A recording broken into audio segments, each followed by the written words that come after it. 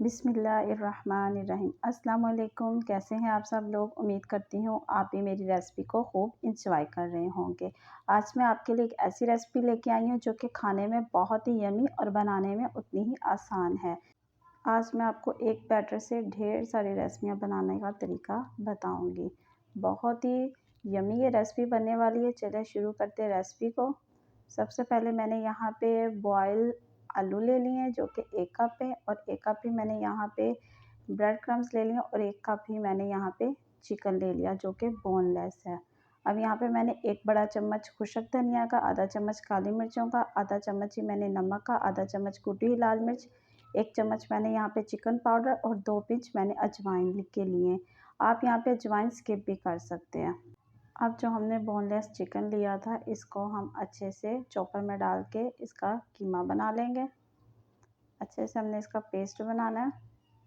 ये आप देख सकते हैं ये पेस्ट बन गया। अब हम इसमें तमाम इंग्रेडिएंट शामिल कर देंगे। इसमें ये बॉयल हुए मैं आलू भी शामिल कर दूंगी, और इसमें ये ब्रेड क्रम्स भी शामिल कर देंगे। इन तीनों चीज़ों की क्वांटिटी मैंने इक्वल ली है, कम ज़्यादा नहीं की।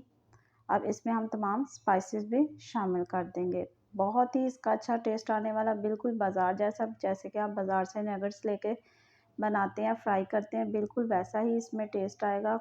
बहुत ही बनाने में आसान है और बिल्कुल सिंपल इंग्रेडिएंट से अब घर में नगेट्स बन जाए तो फिर बाज़ार से मंगवाने की क्या ज़रूरत है। ये आप देख सकते हैं हमने तमाम इंग्रेडिएंट्स को अच्छे से इसका चॉपर में डाल के पेस्ट बना लिया एक। ये देखिए आप कितना हार्ड है, इसमें टूटने का भी कोई डर नहीं कि आपकी टिक्कियाँ टूट जाएंगी, नगेट्स टूट जाएंगे। यही पैटी आप बर्गर में भी बना के लगा सकते हैं। मैं इसके आपको बर्गर भी बना के दिखाऊंगी, और मैं आपको फ्रीज़ भी करके दिखाऊंगी। अब इसमें मैं 1 चम्मच बड़ा अदरक लहसुन का पेस्ट शामिल कर लूँगी। अगर आपको नहीं पसंद तो आप इसमें स्किप भी कर सकते हैं, पर मैं यहाँ पे शामिल करके अच्छे से इसकी बॉन्डिंग कर लूँगी। ये आप देख सकते हैं। अब यहाँ पे हमने एक बड़ा बर्तन ले लेना है जिसमें हमने बना के इसके नगेट्स, टिक्कियाँ, जो भी आपने जो भी शेप देनी है वो आप दे सकते हैं। इसमें मैं बटर पेपर लगा लूँगी और ऑयल से अच्छे से ग्रीस कर लूँगी, और अपने हाथ भी मैंने ऑयल से अच्छे से ग्रीस कर लिया, आप देख सकते हैं। अब मैं यहाँ पे सबसे पहले बड़े पैटी बनाऊँगी जो कि हमने बर्गर में इस्तेमाल करनी है। ये आप देख सकते हैं। आप ये बना के फ्रीज़ भी कर सकते हैं, बच्चों को लंच बॉक्स में बना के दें, स्नैक टाइम में इस्तेमाल करें। चाय के साथ भी आप ये नगेट्स फ्राई कर सकते हैं, और बहुत ही झटपट बनने वाले। आप इस बैटर को जौन सी मर्ज़ी शेप दे के बना सकते हैं, कोई भी शेप की आप इससे टिक्कियाँ बना लें, कबाब बना लें, नगेट्स बना लें, कोई भी शेप दे के इसे को तैयार कर सकते हैं। अब मैं यहाँ पे हर किस्म की शेप दे के बना के आपको दिखाऊंगी। बहुत ही मज़ेदार ये कबाब बनते हैं। अब ये देखें हमने ये कबाब की शक्ल के भी बना लिए। आप इसमें शामिल चीज़ भी शामिल कर सकते हैं, बिल्कुल भी नहीं टूटेगा। अब यहाँ पे हमने तमाम तैयार कर लिए हैं, टिक्कियाँ भी बना ली, नगेट्स भी बना लिए, कबाब भी बना लिए, चिकन पैटी भी बना ली है जो कि हमने बर्गर में इस्तेमाल करनी है। अब मैं आपको इसको फ्रीज़ करके भी दिखाऊंगी और फ्राई करके भी दिखाऊंगी। चलें अब हम इसमें से कुछ निकाल लेते हैं जो हमने फ्राई करने हैं। फ्राई करके आपको दिखाती हैं, बहुत ही आसान है। अब मैं ये आपको सारे पीस फ्राई करके दिखाऊंगी। यहाँ पे हमने सबसे पहले एक पैन लेना, इसमें 2 चम्मच मैंने ऑयल के शामिल किया और अच्छे से इसको गर्म कर लिया। ये आप देख सकते हैं गर्म हो गया। अब हम इसमें एक एक करके शामिल कर लेंगे और इसको अच्छे से फ्राई कर लेंगे। आप इसको एयर फ्रायर में भी बना सकते हैं, बहुत ही आसान है।